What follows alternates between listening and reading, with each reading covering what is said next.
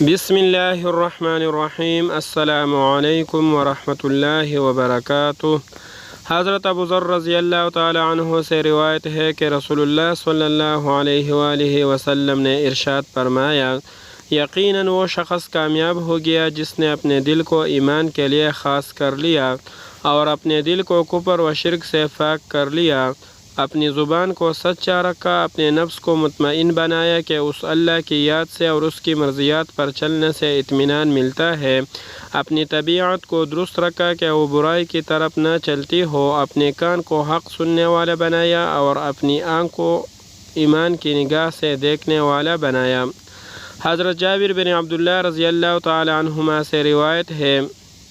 کہ میں نے رسول اللہ صلی اللہ علیہ وآلہ وسلم کو ارشاد فرماتے ہوئے سنا کہ جو شخص اللہ تعالیٰ سے اس حال میں ملے کہ اس کے ساتھ کسی کو شریک نہ ٹھہراتا ہو، وہ جنت میں داخل ہوگا، اور جو شخص اللہ تعالیٰ سے اس حال میں ملے کہ وہ اس کے ساتھ کسی کو شریک ٹھہراتا ہو، وہ دوزخ میں داخل ہوگا۔